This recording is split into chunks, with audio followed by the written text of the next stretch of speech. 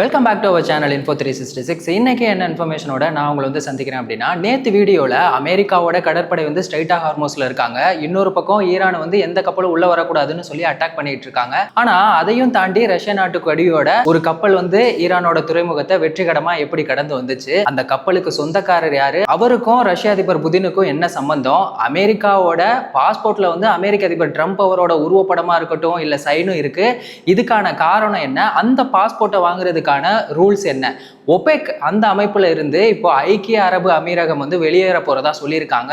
என்ன காரணம், இதனால யுஏஇக்கு என்ன விதமான லாபங்கள்லாம் இருக்கு, இது எல்லாத்தையுமே நேற்று வீடியோல ரொம்ப டீட்டெயிலா பேசியிருப்போம். ஸோ மறக்காம அதை செக் பண்ணி பாருங்க. இப்போ அவன் எடுக்கிற முடிவெல்லாம் நமக்கு சாதகமாக தான் இருக்கு அப்படிங்கிற மாதிரி இப்போ அந்த ஒபெக் அமைப்புல இருந்து யுஏஇ வெளியே வந்தாங்கல்ல, அதனால இந்தியாவுக்கு இதுக்கப்புறமா அதிகமான கச்சா எண்ணெய் கிடைக்கும் அப்படின்னு சொல்லியிருக்காங்க. இந்தியாவும் யுஏயும் ஏதாவது புதுசா ஒப்பந்தம் போட்டிருக்காங்களா, இல்ல ஏற்கனவே ஏதாவது ஒப்பந்தத்துல ஈடுபட்டு இருக்காங்களா? இன்னொரு பக்கம் ரஷ்யாவும் உக்ரைனும் அவங்களுக்குள்ள நடந்துகிட்டு இருக்க போர் ரொம்பவே உக்கிரமா போயிட்டு இருக்கு. ரஷ்ய அதிபர் புதினும் அமெரிக்க அதிபர் ட்ரம்ப் அவர்களும் இப்ப ஒரு போன் கால்ல பேசியிருக்காங்க. என்ன சம்பந்தமா அவங்க பேசிட்டு இருக்காங்க, ஸ்ட்ரைட் ஆஃப் ஹார்மோஸுக்கு புதுசா பேர் வச்சிருக்க ட்ரம்ப் என்ன பேர் வச்சாரு, இந்த போர் திரும்ப தொடங்க போகுதா இல்ல இந்த போர் நிறுத்தம் அப்படிங்கிறது தான் எக்ஸ்டெண்ட் ஆக போகுதா, இது எல்லாத்த பத்தியும் தான் இந்த வீடியோல ரொம்ப டீட்டெயிலா பேச போறோம். ஸோ வீடியோவை ஸ்கிப் பண்ணாம ஃபுல்லா பாருங்க. ஒபேக் அமைப்பு அது என்ன, அதுல யாரெல்லாம் இருக்காங்க அப்படிங்கிறதெல்லாம் நம்ம நேற்று வீடியோல ரொம்ப டீட்டெயிலா பேசிட்டோம். இப்போ அந்த அமைப்புல இருந்து யுஏஇ வெளியேறிட்டாங்கல்ல, அதனால இந்தியாவுக்கு இதுக்கப்புறமா அதிகமான கச்சா எண்ணெய் கிடைக்கும் அப்படின்னு சொல்லியிருக்காங்க. அது எப்படி அப்படிங்கிறத ஃபர்ஸ்ட் தெரிஞ்சுக்கலாம். எல்லா நாடுகளுமே ஸ்ட்ரைட் ஆஃப் ஹார்மோஸ் வழியா போயிட்டு தான் இந்த கச்சா எண்ணெயை ஒரு கப்பல்ல இருந்து எடுத்துட்டு அவங்களோட நாட்டுக்கு வர முடியும். ஆனா இந்த யுஏஇ இருக்காங்கல்ல, அவங்களோட புஜைரா அப்படின்னு சொல்லக்கூடிய துறைமுகம் அது எங்க இருக்குன்னா கல்ஃப் ஆஃப் ஓமன், அதுவும் அரபு கடலுக்கு ரொம்பவே பக்கத்துல இருக்கு.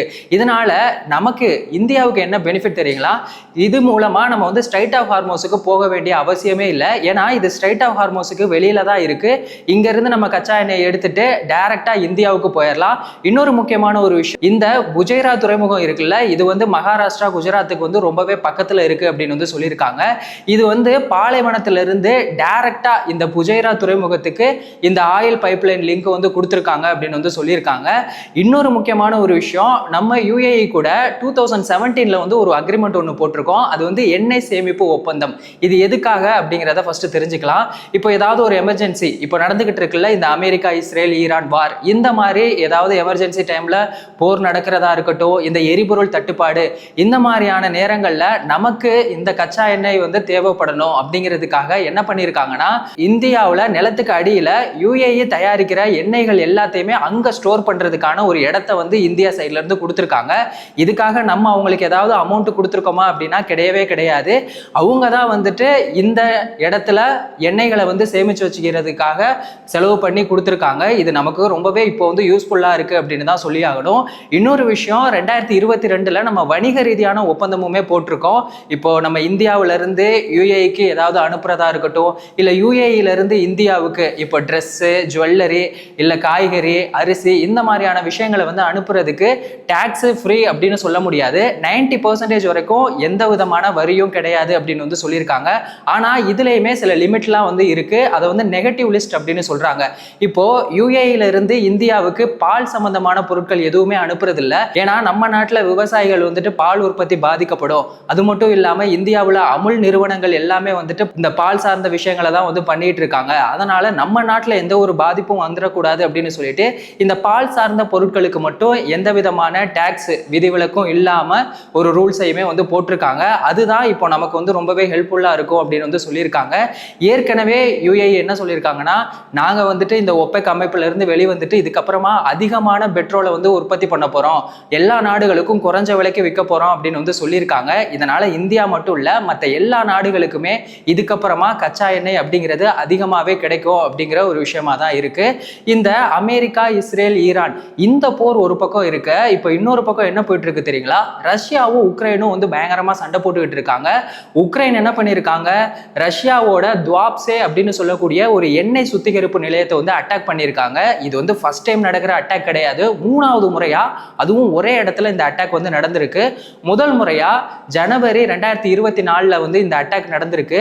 அதுல வேக்கம் டெஸ்டிலேஷன் யூனிட் யூனிட் அப்படின்னு சொல்லக்கூடிய இந்த சுத்திகரிப்பு நிலையத்தோட ஒரு யூனிட்டை வந்து அட்டாக் பண்ணியிருக்காங்க. அது எந்த அளவுக்கு முக்கியம் அப்படிங்கிறத ஃபர்ஸ்ட் தெரிஞ்சுக்கலாம். இப்போ காமனா கச்சா எண்ணெய் இருக்குன்னு வைங்களேன், அதை வந்து ஒரு கொதிகலன்ல போட்டு ரொம்பவே வந்து ஹீட் பண்ணுவாங்க. அப்படி ஹீட் பண்ணும்போது இந்த பெட்ரோல் டீசல் அது எல்லாமே வந்துட்டு மேல் பகுதியில் இருக்கனால அது மூலமா தயாரிப்பாங்க. இந்த அடிப்பகுதியில் ரொம்ப ஹீட் பண்ணும்போது என்ன ஆகும், அது வந்து கருகி போயிரும்ல. அப்போ என்ன பண்ணியிருக்காங்கன்னா இந்த வேக்கம் டிஸ்டிலேஷன் யூனிட்டை வந்து யூஸ் பண்றாங்க.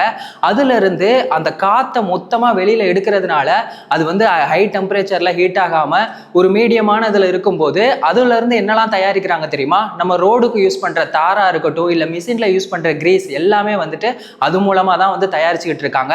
அந்த ஒரு வேக்கம் டிஸ்டிலேஷன் யூனிட்டே என்ன பண்ணியிருக்காங்க, உக்ரைன் வந்து அட்டாக் பண்ணியிருக்காங்க. அதுக்கப்புறமா சில மாதங்கள்லயே என்ன பண்ணியிருக்காங்க, மே 2024 திரும்பவும் அங்க வந்து அட்டாக் பண்ணியிருக்காங்க. ஆனா ரஷ்யா சைட்ல இருந்து என்ன சொன்னாங்க தெரியுமா, இங்க நடந்த அட்டாக்கை வந்து நாங்க தடுத்துட்டோம் அப்படின்னு வந்து சொன்னாங்க.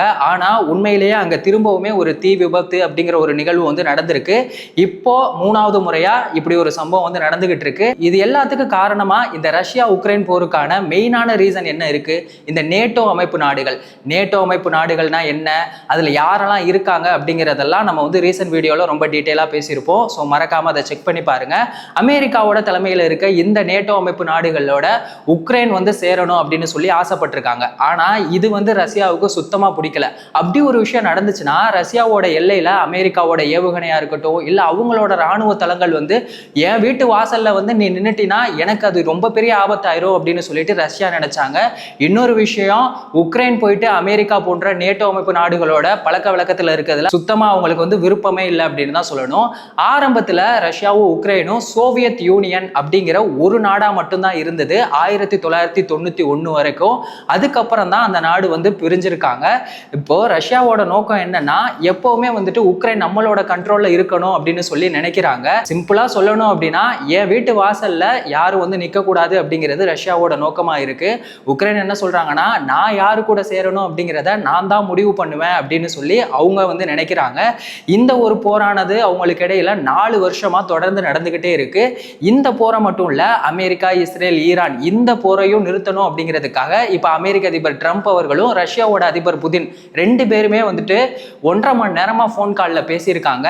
ஸோ இந்த போரோட அடுத்த கட்டம் எப்படி இருக்கும் அப்படிங்கிறதெல்லாம் நம்ம பொறுத்திருந்து பார்ப்போம்.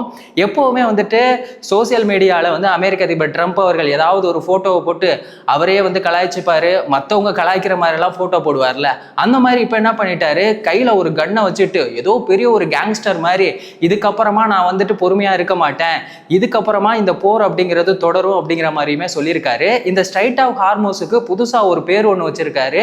நாங்க வந்துட்டு இந்த ஸ்ட்ரைட் ஆஃப் ஹார்மோஸை ஃபுல் கண்ட்ரோல்ல எடுத்துட்டோம், இது வந்து ஸ்ட்ரைட் ஆஃப் ட்ரம்ப் அப்படின்னு சொல்லியுமே ஒரு போட்டோ ஒன்று போட்டிருக்காரு. அதை வந்து சோசியல் மீடியால வந்து எல்லாருமே கலாய்ச்சிட்டு இருக்காங்க. இந்த போர் நிறுத்தம் அப்படிங்கிறது இப்போ எக்ஸ்டெண்ட் ஆயிட்டு இருக்குல்ல, இப்போ அமெரிக்கா சொல்ற எதையுமே வந்துட்டு ஈரான் கேட்க மாட்டாங்க. அதனால அவர் என்ன சொல்றாருன்னா, கொஞ்சம் ஒரு சின்ன சின்ன இடங்களை வந்துட்டு ஈரான்ல அட்டாக் பண்ணாதான் அவன் வந்துட்டு நம்மளோட பேச்சை கேட்பான் அப்படின்னு சொல்லிட்டு திரும்பவும் இந்த போரை வந்து ஆரம்பிக்கலாம் அப்படின்னு சொல்லி அமெரிக்க அதிபர் ட்ரம்ப் அவர்கள் வந்து முடிவு பண்ணியிருக்காரு. ஸோ அவரோட முடிவு எந்த அளவுக்கு கொண்டு போகும் அப்படிங்கிறதெல்லாம் நம்ம வந்து பொறுத்திருந்து பார்ப்போம். ஒபெக் அமைப்புல இருந்து வெளிவந்த யுஏஇனால இப்போ இந்தியாவுக்கு அதிகமான கச்சா எண்ணெய் கிடைக்க போறதை பத்தி நீங்க என்ன நினைக்கிறீங்க? அமெரிக்க அதிபர் ட்ரம்ப் அவர்கள் வந்து திரும்பவும் இந்த வார் வந்து தொடரும் அப்படின்னு வந்து சொல்லியிருக்காரு. அதை பத்தின உங்களோட ஒப்பீனியன் என்ன? ரஷ்யா உக்ரைன் வார் 4 வருஷமா நடந்துகிட்டே இருக்கு. இந்த போர் இதுக்கப்புறமா முடிவுக்கு வருமா? இது எல்லாத்தையும் மறக்காம கமெண்ட் செக்ஷன்ல சொல்லுங்க. எந்த ஒரு இன்ஃபர்மேஷனா இருந்தாலும் அதை 10 நிமிஷத்துல தெரிஞ்சுக்கணும் அப்படின்னா நம்ம சேனலை மறக்காம சப்ஸ்கிரைப் பண்ணுங்க. உங்க ஃப்ரெண்ட்ஸுக்கும் ஷேர் பண்ணி சப்போர்ட் பண்ணுங்க. வேறொரு வீடியோல வேறொரு இன்ஃபர்மேஷன்ல நம்ம திரும்பவும் சந்திக்கலாம்.